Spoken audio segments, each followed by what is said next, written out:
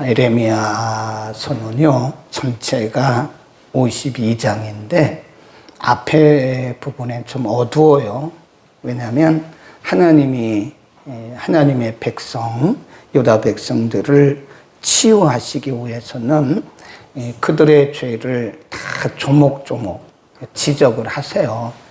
너희가 이런 일을 죄를 지었다. 그래서 너희는 이렇게 나의 진노를 받아야 된다. 그래서 결국은 너희가 포로가 돼야 된다. 그 징계죠. 초반부에는 굉장히 어둡습니다. 그들의 죄를 다 지적하고 결국은 이들이 포로될 것을 말씀하고, 그러나 이제 중후반부에 가면요, 계속해서 하시는 말씀이 그러나 걱정하지 마라. 내가 너희를 반드시 다시 너희 땅에 돌아오게 하리라. 그래서 우리가 성경을 볼 때는요, 항상 그 초점이 하나님께 있어야 됩니다.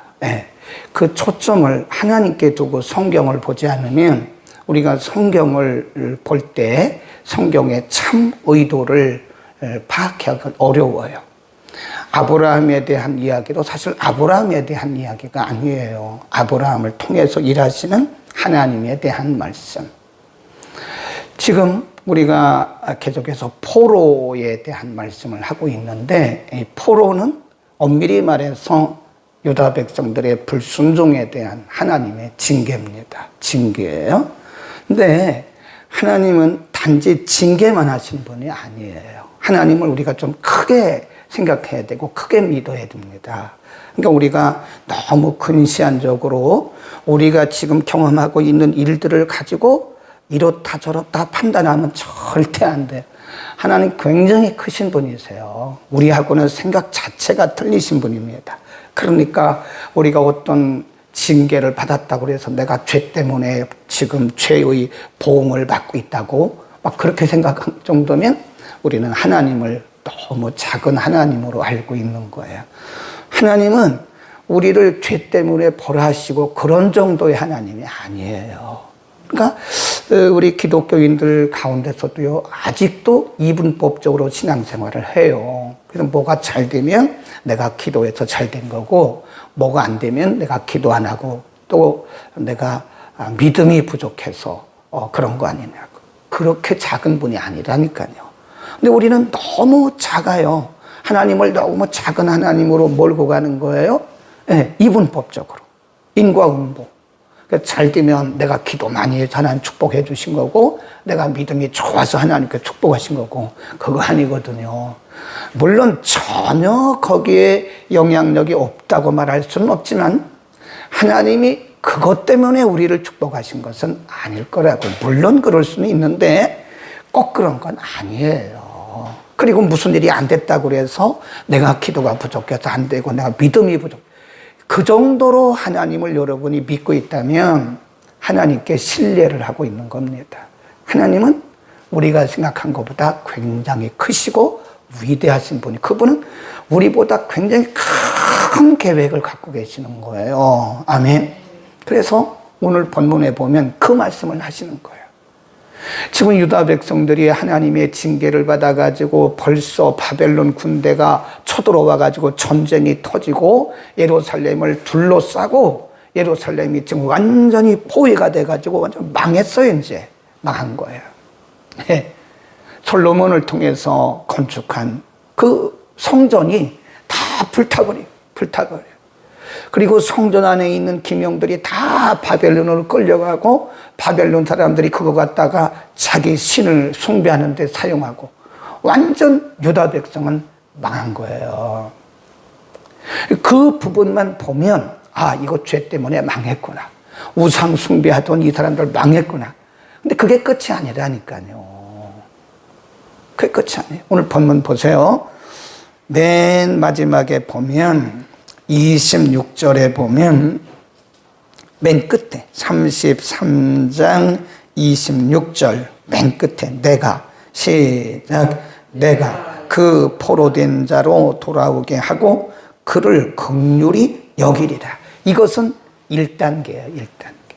하나님이 예레미야에게 말씀하시기를 내가 70년이 차면, 그러니까 하나님 뭐라 그래요? 걱정하지 말고 바벨론 군대가 너희들을 포로하면 그냥 끌려가. 그렇잖아요. 두려워하고 막 그렇게 부안해동하지 말고 바벨론 군대가 와서 너희를 잡아가면 가. 바벨론에 가서 거기서 애 낳고 거기서 농사 짓고 살아. 그리고 70년이 차면 내가 너희를 다시 너희 땅에 돌아올 거야. 다시 너희를 회복시켜 줄 거야. 근데 거기까지가 아니라니까요. 하나님의 역사는요, 우리가 생각하는 것보다 굉장히 크고 넓어요. 자, 다시 봅니다. 14절. 나 여호와가, 시작. 나 여호와가 말하노라. 보라, 내가 이스라엘 집과 유다 집에 대하여 이른, 거기다 줄겁시다. 선한 말이란 말은 계획을 의미하는 거예요.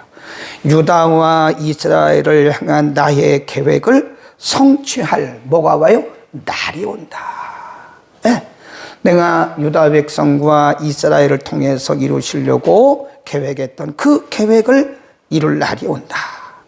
15. 그날 그때, 거기 줄겁시다. 그날 그때, 이게 뭘까요? 하나님의 시간이에요. 하나님이 정하신, 하나님이 계획하신 그날 그 시간에 뭐가 한대요? 내가 다윗에게 한 의로운 가지를 나게 할. 이게 누구냐면 메시아예요. 메시아. 써놓으세요. 메시아. 내가 다윗에게 한 의로운 가지가 나게 하리니 그가 이 땅의 공평과 정의를 실행할 것이다. 메시아. 예수 그리스도가 오실 것에 대한 계획을 말씀하고 있는 거예요. 16. 시작. 그날에 유다가 구원을 얻겠고 예루살렘이 안전히 거할 것이며 그 성은 여호와 우리의 의라 일컬음을 입으리라. 우리의 의라. 이제 메시아 왕국이 이루어진다는 거예요. 예수님이 오셔서 메시아 왕국이 17. 다 여호와가 이같이 말하노라. 이스라엘 집 위에 앉을 사람이 누구에게? 다윗을. 다윗에게 영영이 끊어지지 아니할 것이다. 아멘. 이게 누구냐? 다윗을 통해서, 다윗계를 통해서 메시아가 오신다. 메시아. 예수 그리스도가 오신다.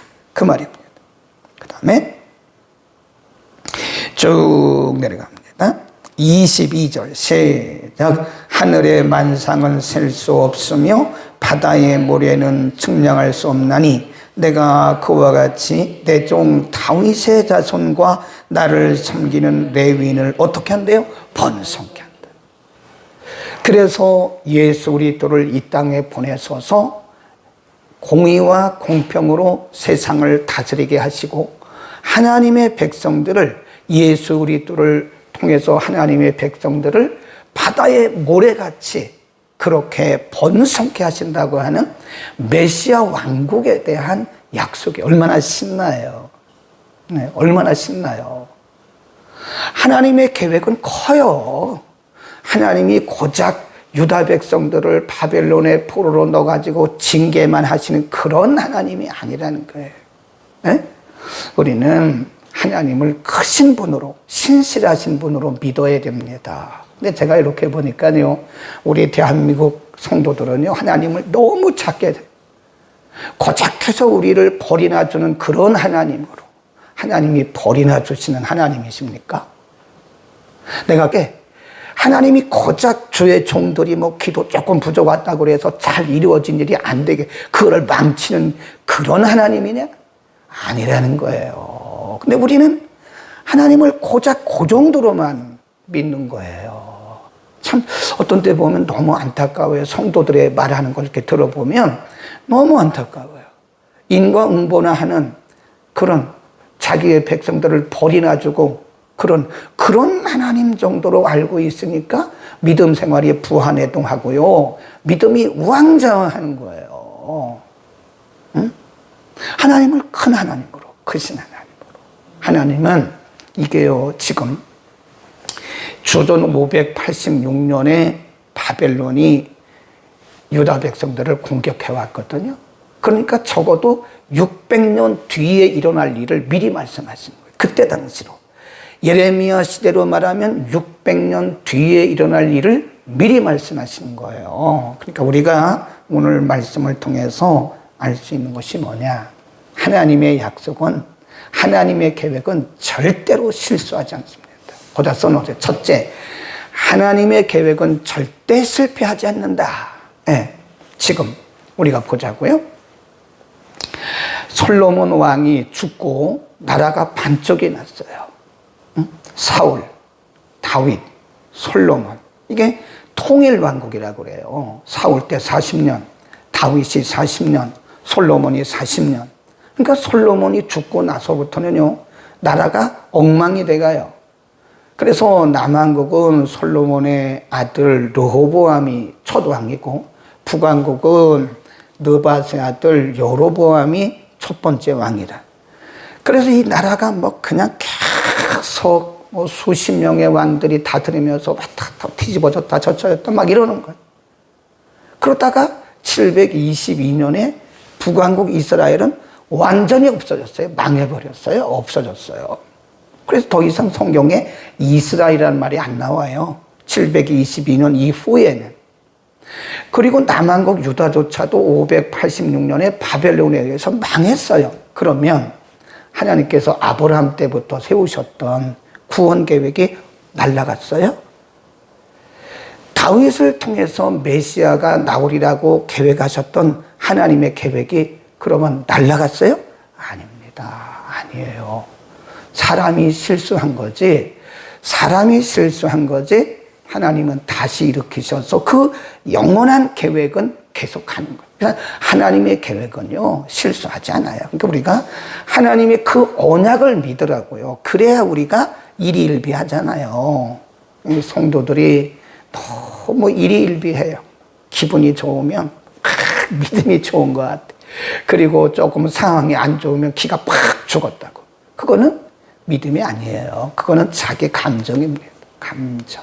그러니까 우리가 이렇게 보면요, 어떤 때 그 사람의 믿음의 핵심을 알 수 있냐면 고난당할 때 보면 알아요. 위기를 당하면 그 사람의 믿음의 본질이 나와요. 네. 이 평상시는 다 믿음 좋은 것 같아요. 예. 다 뭐 찬양하고 할렐루야 그러죠. 근데 위기를 만났을 때, 사람이 감당할 수 없을 만큼 어려운 위기를 만났을 때 하는 그 사람의 모습이 그 사람의 믿음의 본질이에요. 근데 제가 보기에는 많은 성도들이요, 일희일비합니다. 일희일비. 왜 그럴까요? 이 하나님의 영원한 계획, 나를 향하신 하나님의 계획은요, 변함이 없습니다. 아멘. 여러분, 저를 향하신 계획, 여러분을 향하신 하나님의 계획이 있으셔서 우리를 그 계획에 의해서 태어나게 하셨고, 지금 우리를 살게 하시고, 그리고 계획에 의해서 우리를 데려가시고, 하나님 나라로 데려가신다. 그때가 언젠지는 모르죠?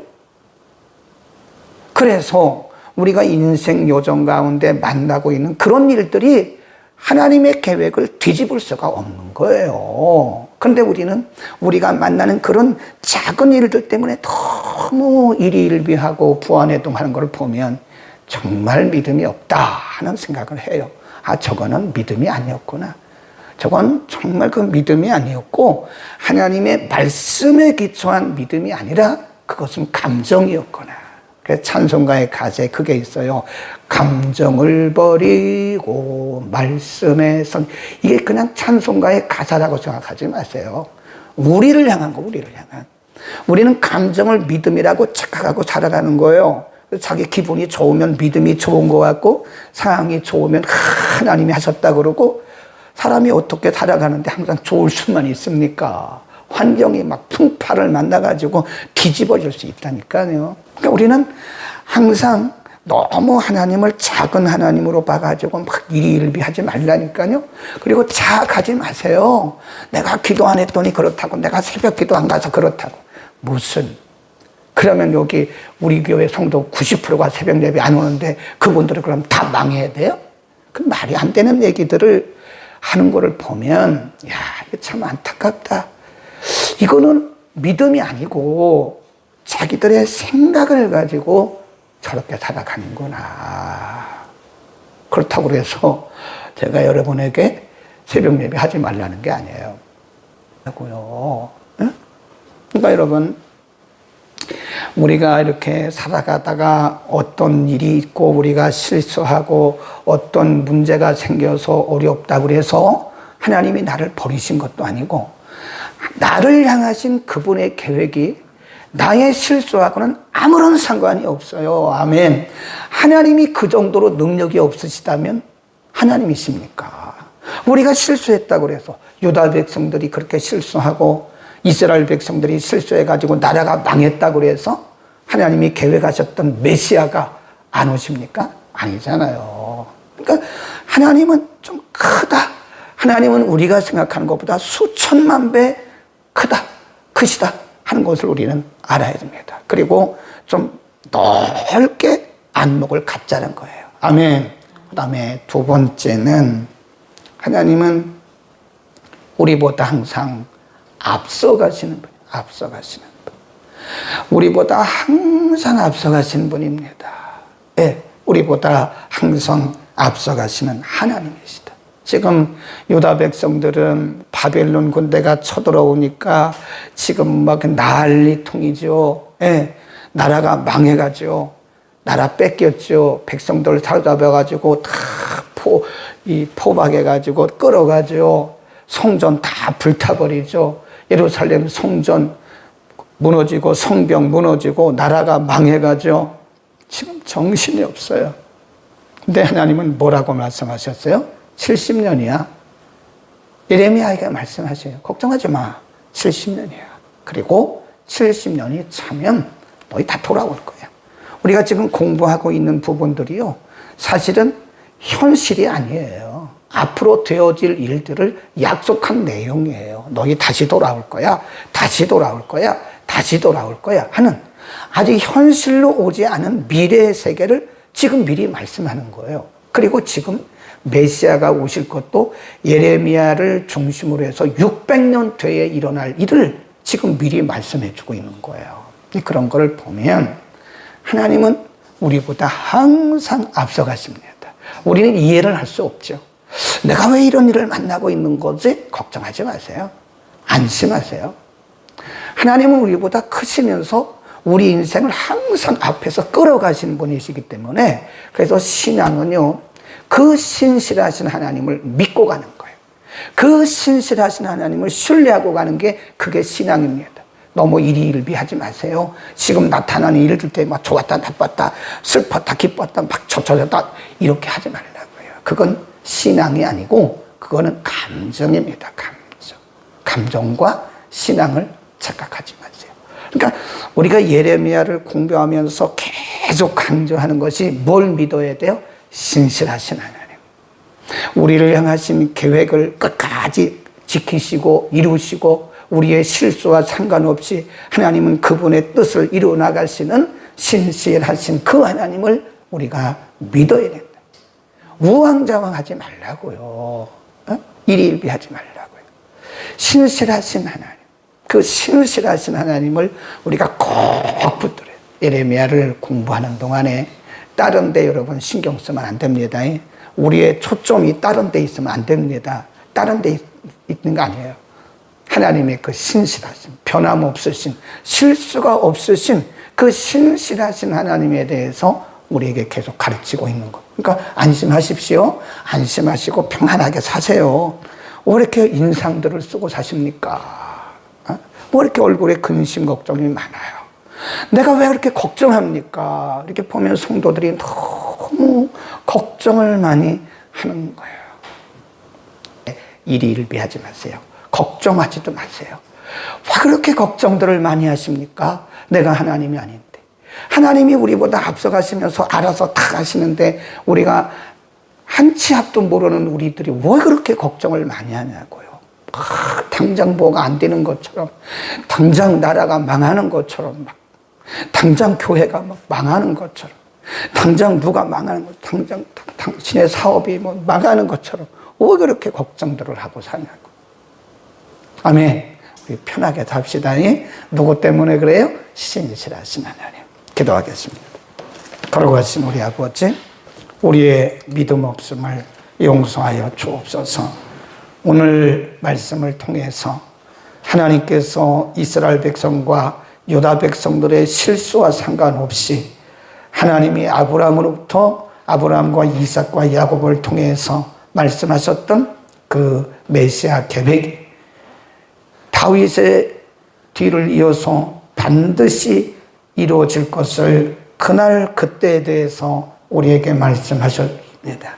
우리는 우선 당장 보이는 일들 때문에 염려하고 걱정하고 근심하지만 우리의 염려와 근심과 걱정이 우리의 상황과 우리의 조건이 하나님의 영원한 계획을 변할 수 없음을 깨닫고 신실하신 하나님, 실수가 없으신 하나님을 바라보면서 우리가 믿음으로 끝까지 승리할 수 있게 하옵소서. 하나님, 어린아이같이 일희일비하고 부한해동하는 우리들을 용서하여 주옵소서. 우리가 믿음으로 산다고 말을 하지만 믿음이 아니라 그것은 감정이었음을 고백합니다. 감정을 따라서 일희일비하는 우리들에게 하나님 큰 믿음을 주소서. 크신 하나님, 위대하신 하나님을 신뢰하고 날마다 평안 가운데 승리하게 하옵소서. 염려, 걱정, 근심은 우리가 하나님보다 앞서기 때문에 오는 불신앙의 결과임을 인정합니다. 하나님을 앞서지 않게 하시고 모든 것을 하나님 앞에 맡기고 항상 기뻐하며 범사에 감사하는 우리의 신앙생활 되게 하옵소서. 예수 그리스도의 이름으로 기도드립니다. 아멘.